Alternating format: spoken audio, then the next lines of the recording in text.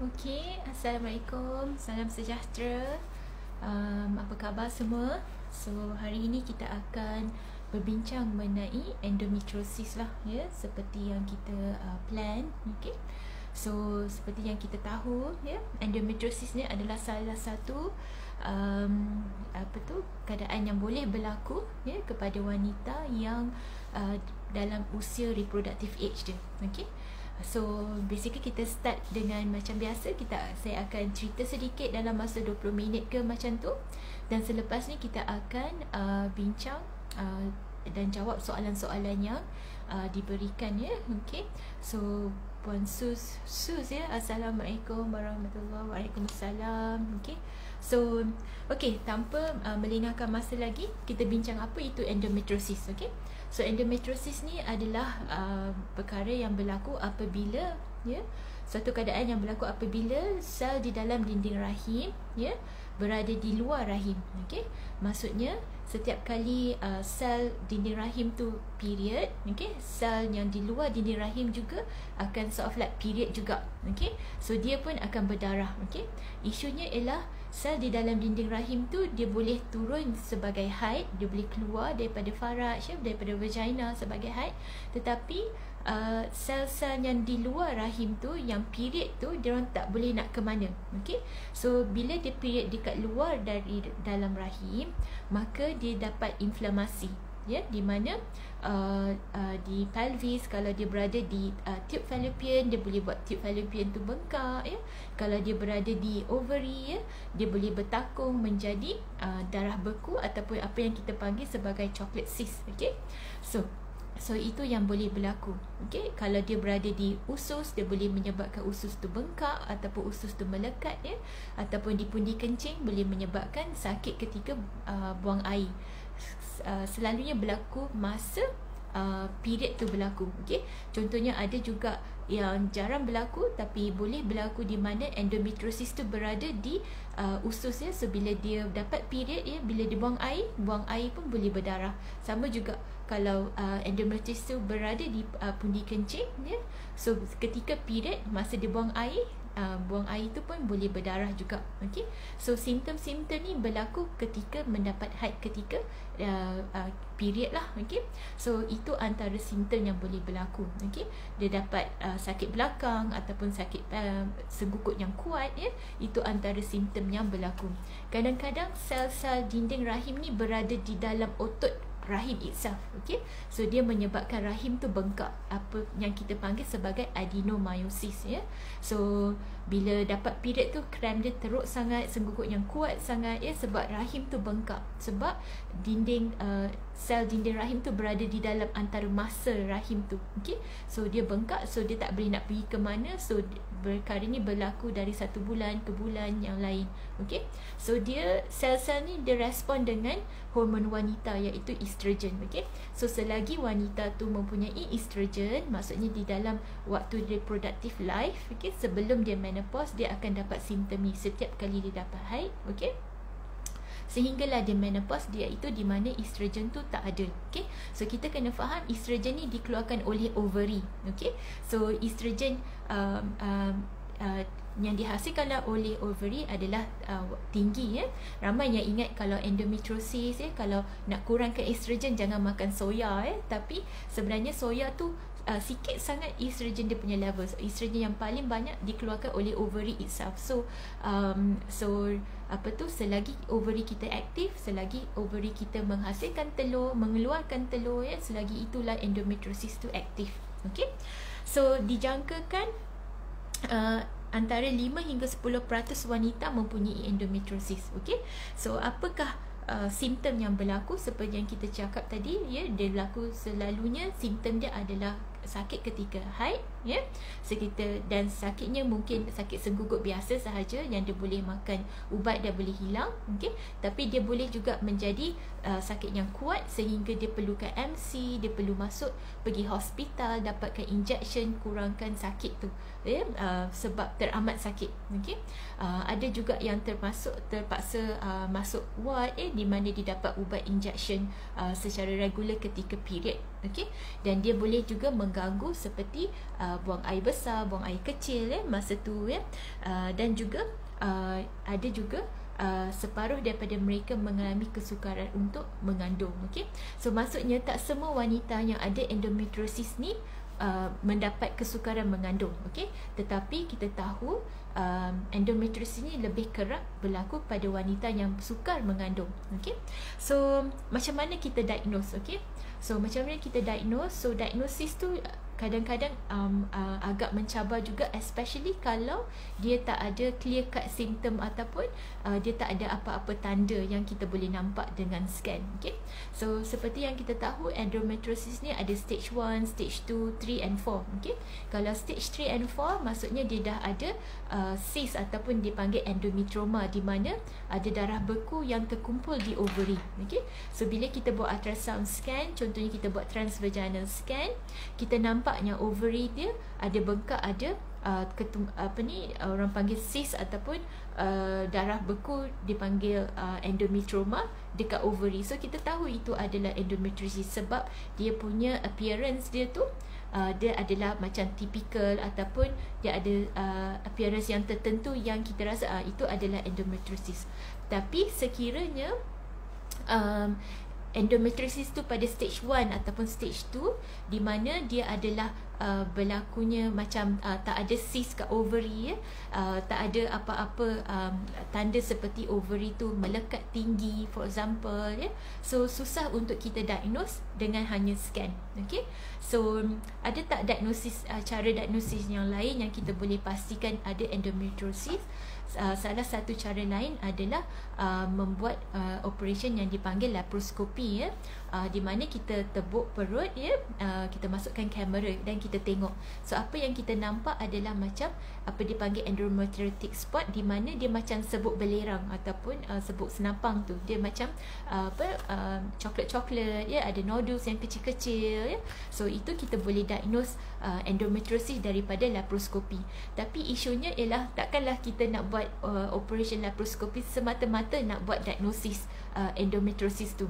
So sometimes kita tak buat laparoskopi sebab risiko operation itself, dia perlukan, dia adalah sejenis surgery yang tak sunyi daripada possible komplikasi yang boleh berlaku. So setiap wanita, setiap couple, kita kena balancekan apakah risiko buat operation, apakah kebaikan yang kita boleh dapat daripada operation, selain daripada sekadar diagnosis. Contohnya kalau dia ada cyst, dia ada isu dengan sakit senggukut yang kuat sangat, sometimes we need some disclosure ataupun some diagnosis. So sometimes kita akan possibility untuk buat juga laparoskopi. Tapi kita punya threshold untuk laparoskopi ialah tinggi. Maksudnya kita kalau boleh kita tak nak buat laparoskopi unless really indicated, baru kita buat. Okay? Ada tak cara diagnosis yang lain yang kita boleh buat selain pada ultrasound? Kalau ultrasound tak nampak, ada tak blood markers? So blood markers yang selalu yang digunakan adalah tumor marker yang dipanggil CA125. Okay? Dia adalah sejenis protein yang akan dikeluarkan sekiranya terdapat radang berlaku. Okay? So the issue dengan CA125 ni, dia tak specific enough. Okay? Contohnya kalau dia tinggi ataupun level dia tinggi daripada paras yang biasa, adakah itu endometriosis? Adakah dia sebenarnya endometriosis? So dia tak tepat, dia tak specific enough. Okay? Yes, ada radang, mungkin ada infection pun dia boleh naik. Kalau ada na'udzubillah, ada cancer pun boleh naik, ada inflamasi boleh naik. So dia tak khusus kepada endometriosis. So CA125 may not be the only answer. So kita kena tengok dari segi symptoms wanita tu, apa isunya. Kalau kita buat ultrasound, ada tak apa-apa tanda, kadang-kadang kita buat laparoskopi juga. So kita couplekan semua tu untuk to diagnosis of endometriosis. Okay, so itu isunya dengan diagnosis of endometriosis. At the moment banyak kajian tengah buat lagi untuk tengok ada tak apa-apa parameters yang kita boleh buat yang tak invasif, yang tak memerlukan operation untuk diagnose endometriosis. Okay, so seperti yang kita kata tadi, endometriosis affect wanita 5 hingga 10% yang wanita yang dalam reproductive life. Okay, tapi kita dapati dianggarkan 4% wanita yang endometriosis adalah boleh mengandung, tak ada masalah kesuburan. Tetapi kita tahu wanita yang ada kesukaran untuk mengandung setinggi 13% daripada mereka mungkin mempunyai endometriosis. Dan sebab diagnosis tu sukar untuk kita buat, especially pada early stage 1 dan stage 2, ada juga kajian menunjukkan dia memakan masa up to 7 years untuk membuat diagnosis endometriosis. Okay, so itu isunya. Okay, so bagaimanakah endometriosis tu menghalang ataupun memberi kesukaran untuk mengandung? Macam mana endometriosis tu affect kita punya kadar kesuburan? Okay, so endometriosis ni bila dia ada setiap kali period tu dia pun bleeding, dan bleeding tu menyebabkan inflamasi, dia membuatkan environment tu tak kondusif untuk persenyawaan berlaku ataupun implantation berlaku.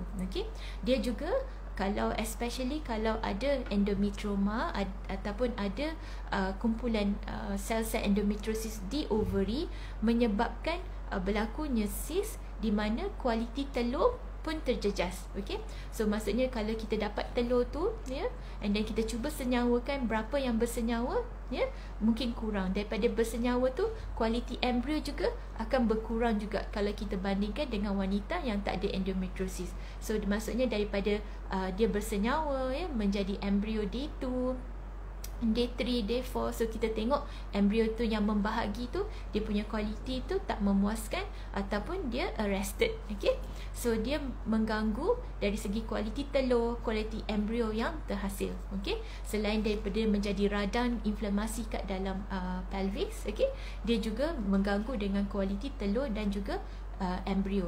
Dia juga boleh mengganggu dari segi struktur ataupun anatomi pelvis kita, di mana sekiranya dia mengganggu dengan tube, di mana tube tu melekat ataupun tube tu tersumbat, jadi tube fallopian tu tak boleh berfungsi dengan cara yang terbaik, di mana kita tahu tube tu memainkan peranan di mana persenyawaan tu berlaku, di mana embrio tu bergerak daripada tube sampai membahagi ke arah rahim. Okay, so bila tube tu tak boleh berfungsi dengan baik, mungkin persenyawaan tidak boleh berlaku ataupun embrio tidak boleh bergerak dengan sebaiknya ke arah rahim, okay, untuk implantasi.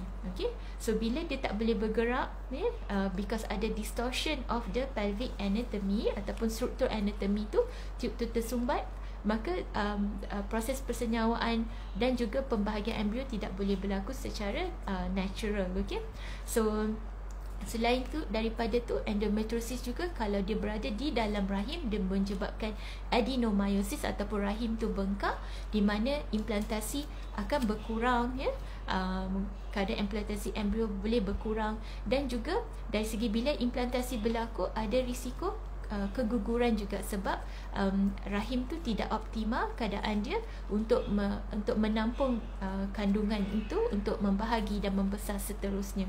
So itu yang berlaku dengan endometriosis. Okay, so ramai yang tanya, doktor, kalaulah ada endometriosis, ada cyst ataupun ada endometrioma dekat ovary, perlu ke saya buat operation? Okay, so ini adalah satu soalan yang sukar juga untuk kita buat a blanket rule. Okay, so selalunya sekiranya wanita tu masih muda, dan juga result telur dia memuaskan, dan ada endometrioma ataupun ada cyst yang di mana ada darah beku bertakung di ovary, dari segi operation there might be a role di mana kita boleh buang cyst tersebut, kita redakan endometriosis, dan kita cuba untuk mereka mencuba secara natural beberapa bulan selepas operation, ataupun kita terus dengan buat rawatan fertility seperti kita buat IUI ya, kita kena percepatkan rawatan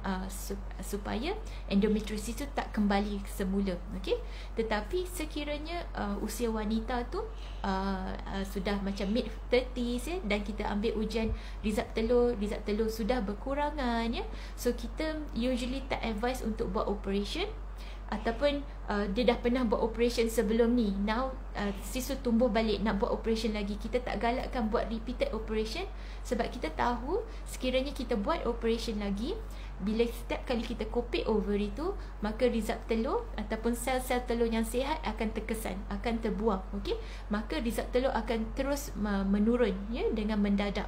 Okey, so selalunya sekiranya ada endometriosis, kita tengok dari segi result telur wanita tu, usia dia ya, sebab ia memberikan kepada dari segi kualiti dan kuantiti telur tu. Sekiranya usia dah mid 30s, result telur menurun ya, dah rendah daripada yang kita expect, atau dah pernah buat operation sebelum ni, kita terus ke arah rawatan fertility, selalunya in the form of IVF, untuk percepatkan chances dia, untuk tingkatkan chances dia untuk mengandung rather than buat operation. Okay? Sebab ada ramai juga wanita yang kami jumpa ya dekat klinik kesuburan ya, dia dah buat banyak operation endometriosis sebab cyst to keep on appearing, tapi bila berlaku macam ni, isunya ialah by the time dia nak buat IVF, result telur pun dah kurang sangat ya, usia pun dah meningkat. So kita tahu ada isu dengan kuantiti dan juga kualiti.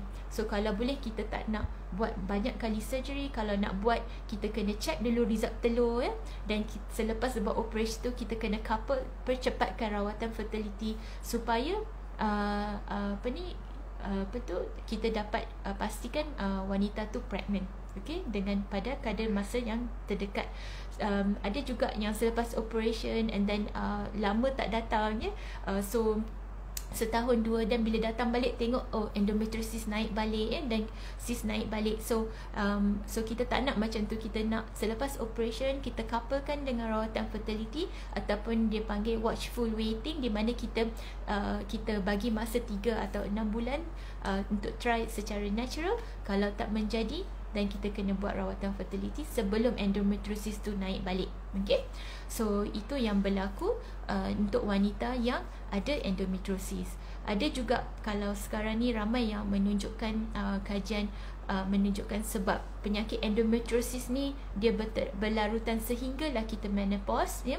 So ada contohnya wanita yang belum plan nak mengandung lagi, ada fungsi dipanggil fertility preservation, di mana dia ambil dulu telur-telur tu, dia simpan dulu ya, and then selepas wanita tersebut ready untuk mengandung, baru ambil telur-telur yang dibekukan tu ya, senyawakan jadikan embrio dan buat pregnant. Sebab kadang-kadang by the time kita ada rezeki untuk meniman cahaya mata, mungkin usia kita sudah lebih berusia, ataupun dan kita takut dengan penyakit endometriosis tu menyebabkan telur-telur berkurangan dan kualiti terus berkurangan sekiranya kita tunggu. Okay? So itu antara pilihan yang ada sekarang dengan teknologi yang ada. Okay? Seperti macam wanita yang na'udzubillah yang ada kanser di awal usia muda ya, dan tak plan lagi nak pregnant semua. So sometimes kita buat fertility preservation, di mana kita simpan dulu telur-telur dia sebelum dia buat kemoterapi ya. So macam itulah juga konsep dia dengan untuk wanita yang ada severe endometriosis daripada usia mid 20s, dah ada cyst ya, dah ada senggugut yang kuat dan endometriosis stage 3, stage 4. So sometimes kita tanya if fertility preservation is an option, adalah pilihan untuk mereka. Okay, so itu yang berlaku ya. Ada juga yang tanya macam mana pula dengan IUI, ada tak fungsi IUI untuk wanita yang ada endometriosis. Okay, so seperti yang kita tahu, IUI itu adalah dalam bahasa Melayunya permainan beradas, di mana kita letakkan sperma ke dalam rahim ya. So ada kajian yang menunjukkan IUI itu adalah meningkatkan chance mengandung bagi wanita yang ada endometriosis, okay, berbanding dengan mereka yang cuba conceive naturally. Okay, so fungsi IUI itu masih ada Although sekiranya IUI tu tak menjadi ya, ataupun kita tahu chances IUI tu tak setinggi IVF, okay, even untuk wanita yang tak ada apa-apa isu dengan kesuburan, maka untuk wanita yang ada endometriosis, sekiranya dia boleh pilih ya, dia tak ada apa kekangan financial ataupun dia keen untuk rawatan yang terbaik, kita ke arah IVF rather than IUI. Walaupun IUI masih ada some evidence, kajian menunjukkan yang ianya lebih baik daripada natural, cuba secara natural. Okay, so itulah secara kapsulnya mengenai endometriosis. Okay, di mana the diagnosis dia might be difficult, especially kalau dia stage 1, stage 2. Bila kita buat scan kita tak nampak. Tapi kalau diagnosis untuk stage 3 atau stage 4, di mana bila ada cyst, ada pun dipanggil endometrioma ya, kita boleh diagnose dengan ultrasound.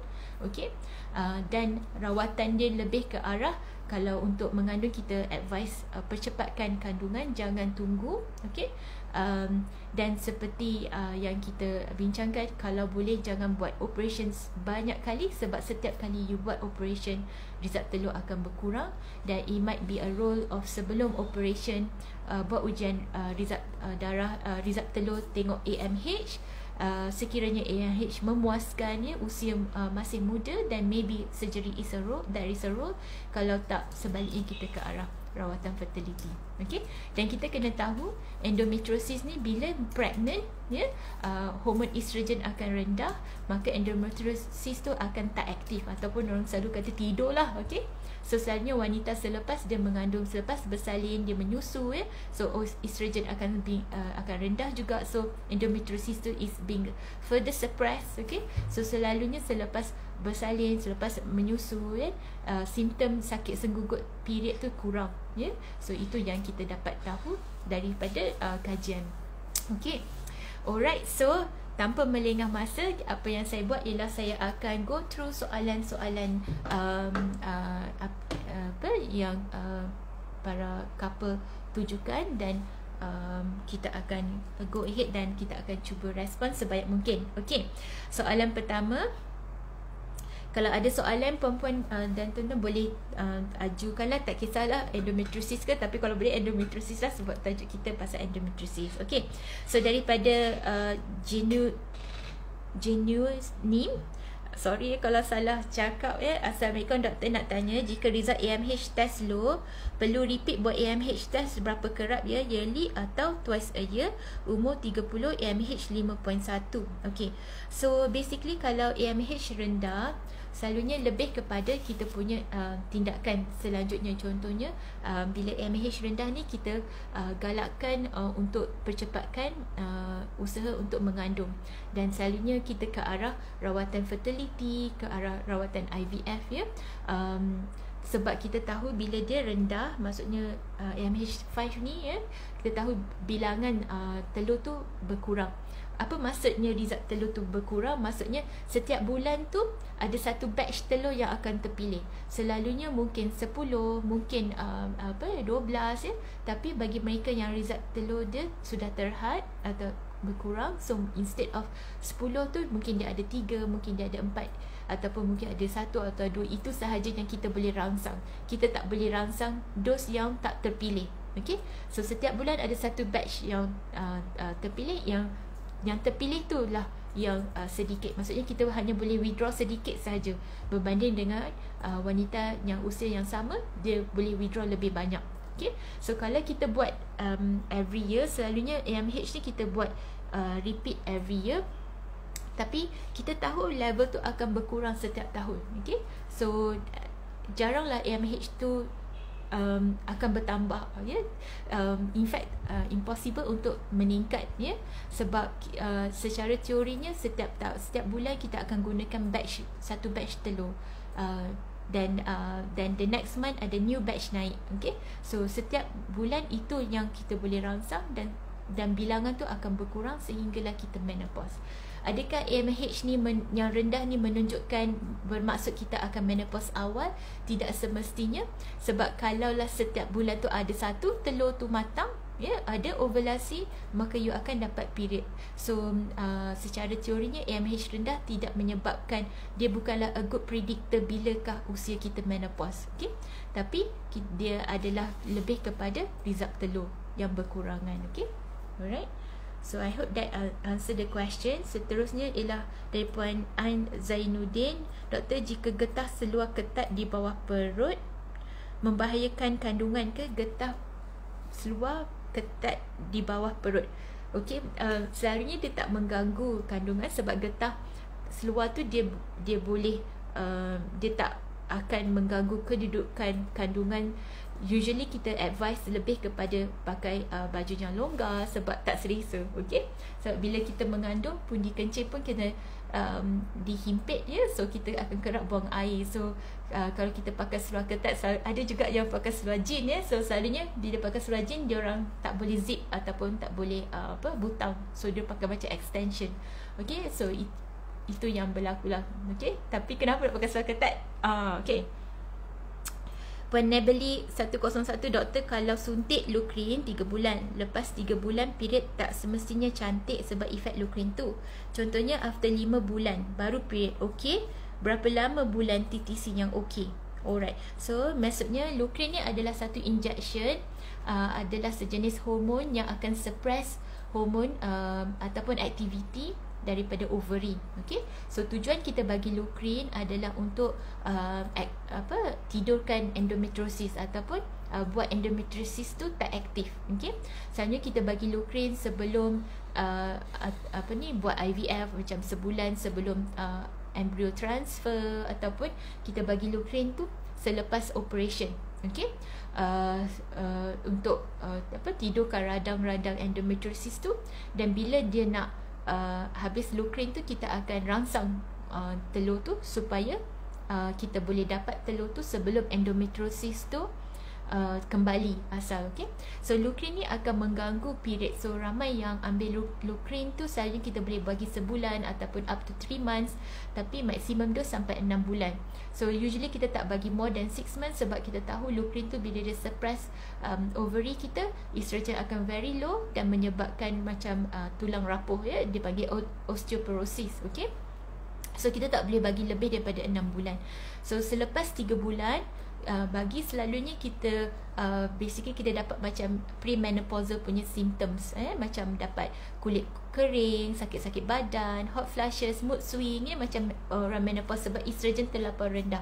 Okay, so selepas habis Lukrin, masa Lukrin tu maybe period kita tak ada, mungkin first month tu ada, second month mungkin sikit, and then third month tak ada, and then it will take some time for period tu untuk kembali kepada asal. Okay, so bagi mereka yang nak cuba mengandung, kita bagi masa 3 hingga 6 bulan ya, selepas Lukrin punya injection. Tapi kena ada pemantauan dengan doktor sebab masa ni lah ramai yang terlepas, di mana bila tak ada pemantauannya terlepas, so datang balik setahun 2 tahun lepas tu tengok endometriosis naik balik, dan that's when surgery datang balik sekali, kena buat balik. So kalau kita tak nak macam tu, kita bagi masa 3 hingga 6 bulan untuk natural conception ataupun cuba. Tapi kalau tak ada dan terhasil, dan kita kena galakkan buat rawatan fertility.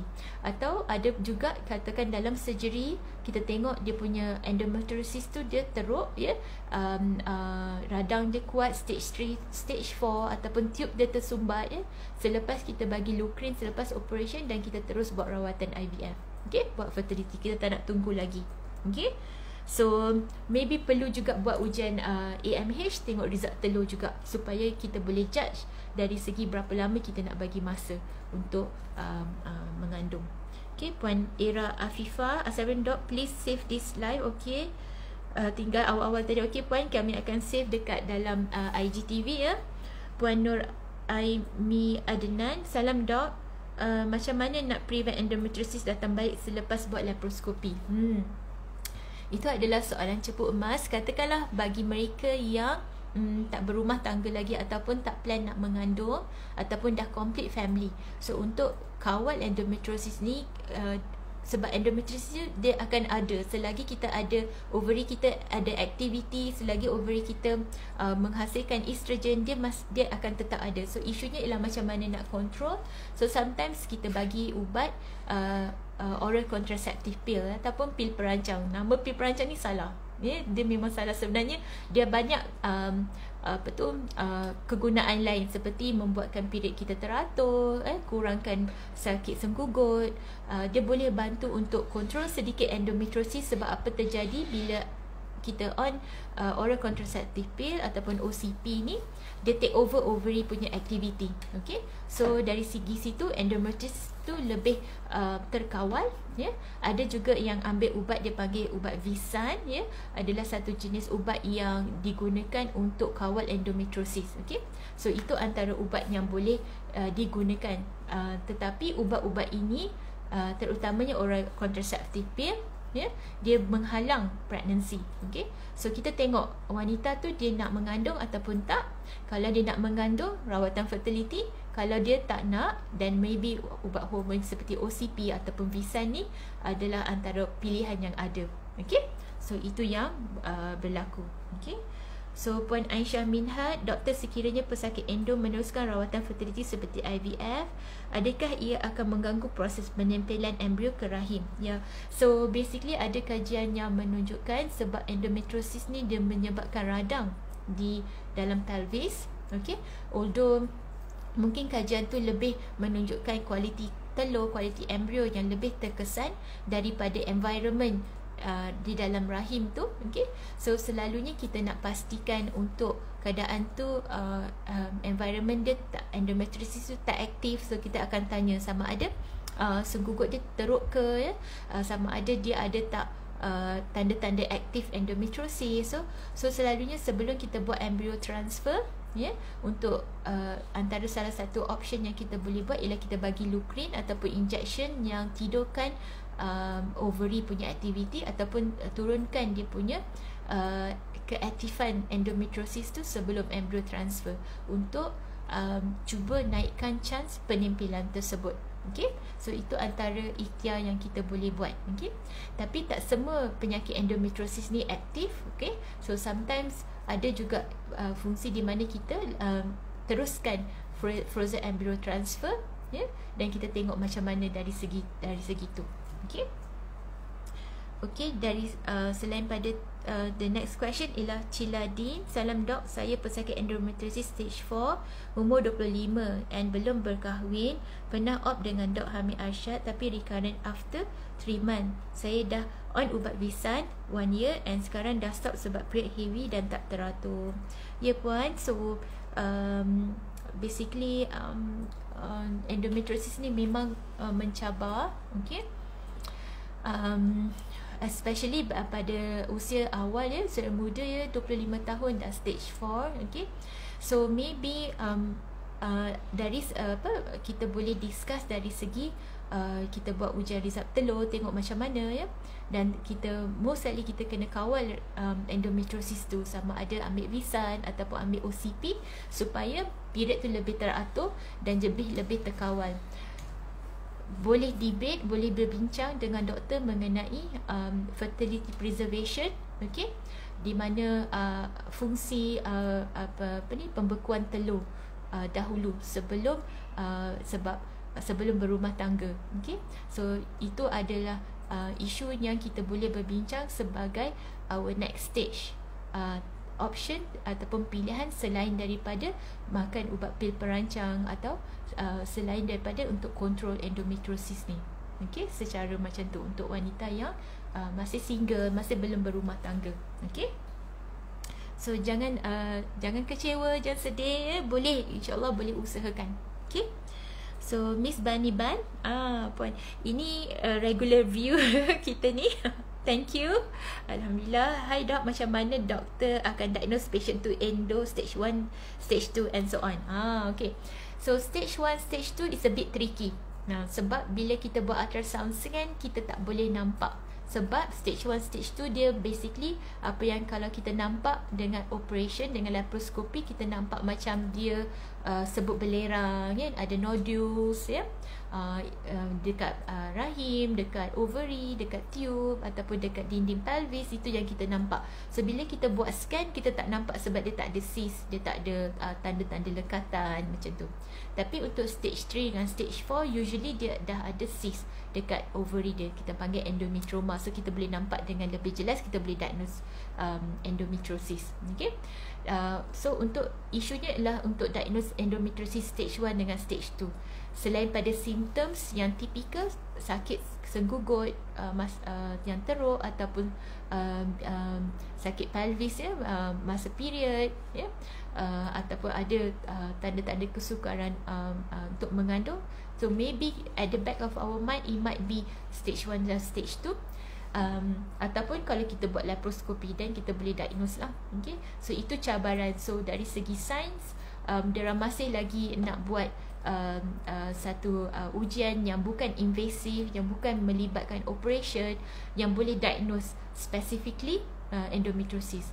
Ada juga yang marker macam blood test macam CA125, isunya dia tak specific enough untuk endometriosis sebab CA125 akan tinggi kalau ada infection, ada inflamasi, kalau ada na'udzubillah ada cancer tu dia akan naik. Tapi dengan endometriosis pun dia akan naik. So dia tak specific enough. So itu isunya. So diorang masih tengok kalau ada cara lain untuk diagnose endometriosis, especially kat stage 1 dengan stage 2. Okay. So seterusnya Puan Fatihah Harun. Salam doktor, maaf lari tajuk.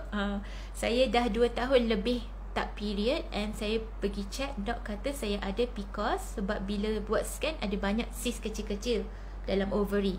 Okay, nak tanya kalau buat laparoskopi tu akan buat period regular. So kalau PCOS dia panggil polycystic ovarian syndrome, di mana dia panggil polycystic sebab cyst tu kecil-kecil, dia less than 4 mm size dia. Okay. Ramai orang ingat PCOS ni ada cyst. Tak, dia sebenarnya bukan cyst, tapi dia follicle, telur tu kecil-kecil, dia tak matang. Okay. So kalau buat laparoskopi, apa yang doktor buat usually untuk wanita PCOS, dia akan drillkan ovary dia. Okay. So dia akan drill di mana dia letak elektrik punya energy dekat ovary. So dia cocok ovary tu, mungkin tengok size ovary tu macam mana. Usually dalam 4 hingga lebih daripada tu, ya, 10 ataupun 16 tempat dia cocok tengok size ovary tu. Bila dia buat macam tu, ada basically dari segi dia akan macam rangsang ovary tu ataupun dia nyahkan ovary tu, di mana level hormon testosteron yang tinggi tu, dan boleh menyebabkan ovary tu mengeluarkan telur ataupun ovulasi berlaku. So ada banyak teori mengenai ovarian drilling ni. Okay. So itu antara cara yang kita buat, ya. Antara salah satu option. Cuma ovarian drilling ni selalunya kita bagi option bukan daripada our first step. Selalunya first step kita masih kepada turunkan berat badan sekiranya berat badan kita tinggi, ya, sebab kita tahu PCOS ni disebabkan oleh hormon yang tak stabil akibat dari segi isu estrogen yang tinggi, di mana daripada sel lemak, ya, yang berlebihan. Okay. So first step masih lagi gaya hidup. Okay. Turunkan berat badan about 5%. Okay. And then usually sekiranya nak mengandung, kita ke arah try to rangsang ovary tu dengan Clomid for example, ya, ubat pil subur. Dan sekiranya ada resistant, maksudnya tak besar, sometimes kita kena dengan ubat hormon suntikan, so ke arah IVF, ya. Ataupun kalau resistant dengan ubat hormon yang tinggi pun dia tak load juga, dan usually ovarian drilling is salah satu cara yang kita boleh lakukan, ya. Tapi the ovarian drilling tu bukanlah satu cara yang first kali kita buat. Okay. Sebab kita tahu bila kita drill ovary tu, dia adalah operation, dia boleh turunkan result telur, dan so diagnosis ovarian drilling PCOS tu kena buat betul sebelum buat ovarian drilling. Okay. So selalunya doktor akan buat ujian result telur, tengok hormon LH, FSH, testosteron, ya, dan hormon estrogen dan seterusnya untuk diagnose PCOS. Okay. Alright, so seterusnya Puan Aisyah Minhat, doktor, berapa peratus kejayaan pesakit endo untuk mengandung dengan rawatan IUI dan IVF? Okey. So ini satu soalan yang suka juga nak jawab secara blanket rules, okey. Sebab dia tengok dari segi endometriosis, tengok stage berapa, ya. dia tengok juga usia wanita. So dari segi IUI dengan IVF, basically kalau kita tengokkan ya, IUI tu kita hantar sperma tu, pendekkan perjalanan dia sahaja. Okey, kita masukkan ke dalam rahim ketika telur tu tengah besar, ketika ovulasi nak berlaku. Okey, so itu yang berlaku dengan IUI. Okey, tapi sama ada sperma tu berjumpa tak dengan telur, sama ada bersenyawa ke tak, membahagi menjadi embrio, dapat 2 sel, 4 sel, seterusnya kita tak tahu ya.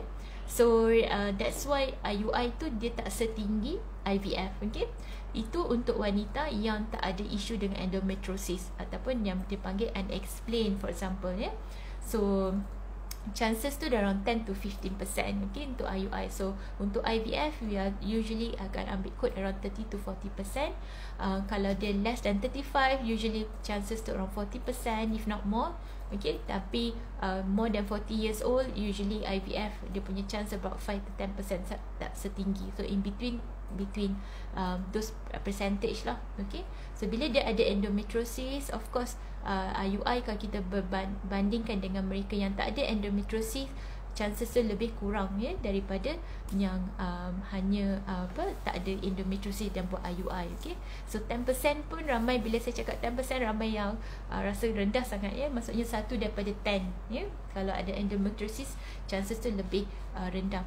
Cuma kajian menunjukkan kalau buat IUI, berbandingkan IUI dengan cuba secara natural ya, IUI tu mempunyai chances lebih tinggi bagi wanita yang ada endometriosis compared untuk dia mencuba secara natural. Okay, tapi kita kena tahu ada cara yang lebih baik, which is IVF. So kalau boleh buat IVF, kita galakkan ke arah IVF ya, sebab kita dapat lebih informasi, maksudnya dari segi kualiti telur, kualiti embrio, membahagi tak ya, bersenyawa ke tak ya, itu dengan IVF kita dapat tahu. So Puan Emilia Alif, ini juga yang juga regular kita ya.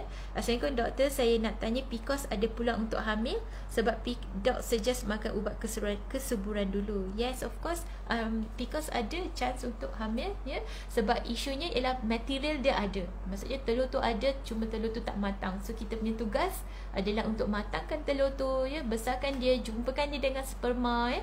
So of course ada ya, insya-Allah chances tu tinggi. Okey, cuma kita kena pastikan dia terangsangnya telur tu jadi matang ya, bersenyawa ya, membahagi ya. So itu yang kita punya tugas lah ya, usaha kita. So sebenarnya because selalu kata prognosis bagus ya, berbanding dengan mereka yang kurang result telur, maksudnya telur dia sudah kurang, maksudnya material dah kurang ya. So kita tak boleh nak perbanyakkan telur tu. Okey, so itu cabaran dia. Seterusnya Puan Ika Cute ya, 8310, endometriosis boleh jadi ovary cancer tak? Thank you doktor. Yes, betul. Kalau kita tengokkan dari segi statistik, dianggarkan dalam 1 hingga 2% wanita yang ada endometriosis ada risiko mendapat ovarian cancer dalam masa yang panjang ya. So that's why bagi mereka yang ada endometriosis, kita galakkan buat pemantauan, if not 6 months, maybe once a year ke ya, tengok macam mana keadaan pelvis ya. Although there is no proper macam guideline macam mana kita nak saring mereka seterusnya, tapi risiko tu ada around 1 to 2%. Okay, so seterusnya ialah Liana Kamarudin. Doktor, another question, can Clomid trigger the endometriosis? Not quite, because Clomid tu basically dia rangsang over follicle tu matang ya. Dari segi Clomid basically dia tak trigger endometriosis. Okay, sebab dia adalah anti estrogen. Okay, dia terbalik ya, sebab endometriosis ni adalah terangsang dengan estrogen. Okay, so Clomid tidak menyebabkan endometriosis. Okay, alright. So seterusnya ialah Puan Nabili 101, dok boleh bagi success rate setiap rawatan fertility bagi pesakit endo? So sukar juga nak cakap macam mana, sebab kita tengok usia wanita, stage dia berapa, to what extent it affects the endometriosis tu affect wanita tu. Adakah dari segi telur, result telur yang kurang, kualiti telur yang kurang, ataupun adakah dia menyebabkan struktur pelvis tu jadi tak normal, di mana tube tu block ke, ataupun dia gabungan dengan semua, dan juga faktor usia juga, sebab kita tahu endometriosis ni diagnosis dia lambat, 7 tahun baru kebanyakannya dapat diagnosis kan.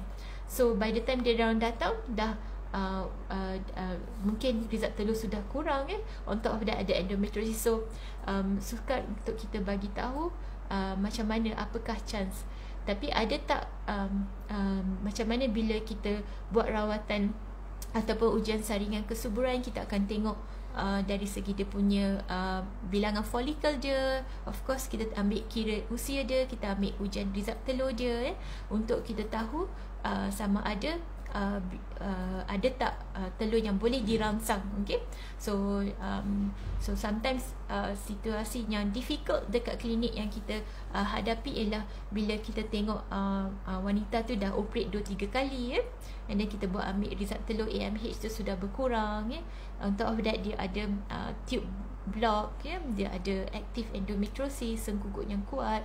So itulah isunya. So sometimes bila kita rangsang telur tak naik, tak ada telur yang matang, so kita tak boleh nak teruskan rawatan IVF. So kalau boleh kita tak nak tunggu sampai that level, that stage. Okay. Alright, seterusnya ialah Puan Cila Din. Doktor, pesakit endometriosis perlu berpantang makan tak? Sebab ada dok cakap tak perlu pantang, and ada dok cakap perlu pantang makan. Okay, ya betul. Sebab ada yang kata, doktor saya dah tak makan dah all the estrogen based punya makanan, contohnya soya, apa lagi, kicap, okay, sebab dia adalah estrogen. Kita kena tahu estrogen dihasilkan yang paling banyak daripada ovary kita.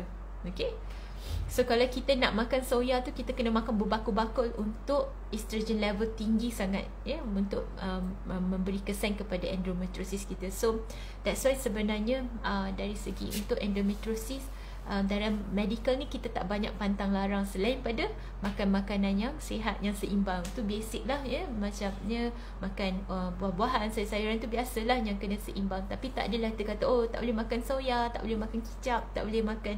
Jarang lah dalam medical kita buat macam tu, sebab dia sikit sangat level estrogen dalam soya tu.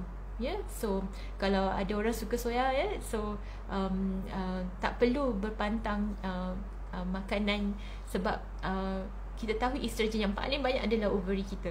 Okay, so kita tak, ovary kita yang keluarkan estrogen tu. So selagi kita ovary kita ada aktiviti, selagi kita tak menopause, endometriosis tu ada. Sama ada to what extent kita kena control, sama ada dia aktif ataupun tak aktif, stage 1, stage 2, 3 or 4, how far it affects us. Okay, so itu yang kita kena control dia. Okay, so seterusnya Puan Ika Cute 8310, apa rawatan untuk pesakit endo yang ada UTI? Apa rawatan pesakit endometriosis yang ada UTI tu? Urine tract infection, betul Puan So so kalaulah pesakit endo, ada juga yang kata bila dia period, bila dia nak kencing dia sakit, So kita suspect dia ada spot ataupun dia ada endometriosis yang dekat bladder, for example. Ataupun ada yang bila dia dapat period, bila dia kencing dia dapat air kencing dia berdarah, sebab ada endometriosis dalam bladder dia yang terangsang masa period juga. Okay, so dia keluar sebagai period dalam air kencing. Itu jarang berlaku tapi boleh juga. Okay, masa sekiranya itu berlaku, kita kena tengok sama ada tak cara kita nak control endometriosis tu. Kalaulah rawatan tu, kalaulah couple nak pregnant, kita ke arah pregnantkan cepat supaya endometriosis tu masa dia pregnant terkawal, dan kita galakkan breastfeeding untuk suppress endometriosis tu, dan hopefully selepas bersalin dan menyusu, endometriosis tak aktif.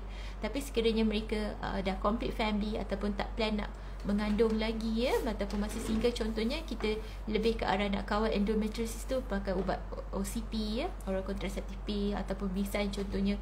Dan kita tengok kalau UTI tu hanya sebab endometriosis ke ataupun ada tak sebab jangkitan yang lain. So selalunya antibiotik adalah rawatan untuk UTI lah ya. So itu yang kita buat. Okay, so kita ada dalam 10 minit lagi. So kita akan answer another 3 question. Puan Husna Sarif, dok, kalau makan Blackmore pregnancy and breastfeed perlu tambah tak vitamin D3? Okay, so vitamin D3 ni kita galakkan, selalunya kita galakkan ambil dalam 1000 international unit per day. Okay, so saya tak pasti berapa dia ada. Selalunya dia dah ada dah vitamin D, mungkin tak cukup selalunya, dan maybe kena ambil suplemen lain untuk naikkan vitamin D ya, ataupun berjemur sebab panas kan. So kat Malaysia ni ramai yang tak suka panas, so kita orang instead of banyak vitamin D, kita kebanyakannya vitamin D insufficiency ya. So itu yang berlaku. So cuba tengok balik berapa dos tu. Okay, Puan Siti and Fatin, doktor, saya ada endo dan pernah operate, kemudian saya keguguran 2 kali. Allahu Akbar. Sekarang saya rasa simptom endo datang balik. Boleh ke proceed buat treatment infertility?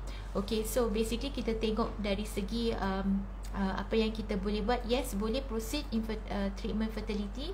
So kita tengok balik sejauh mana ya aktifnya endometriosis tu ya. Ada endometrioma ke tak, apakah simptom-simptom dia ya. Dan kita tengok juga result telur ya. So sometimes usually rawatan kita adalah kita ke arah IVF ya, ambil telur tu kita senyawakan jadikan embrio ya, kita bekukan dulu embrio tu, and then lepas tu kita bagi satu injection yang Lucrin tu untuk tidurkan ataupun suppress endometriosis sebelum kita buat frozen embryo transfer. So itu yang kita buat ya. So na'udzubillah, sekiranya ada contohnya tube bengkak ataupun ada endometrioma selepas kita kutip telur semua tu, sometimes kita terpaksa buat operation untuk buang tube yang bengkak ya, buang endometrioma tu, bagi injection Lucrin, tidurkan endometriosis, dan dah recover, baru kita buat frozen embryo transfer. So itu antara cara-cara yang kita boleh buat. Okay, Puan Ciladin, dok, kalau endometriosis stage 4 ada peluang tak untuk pregnant tanpa IUI dan IVF?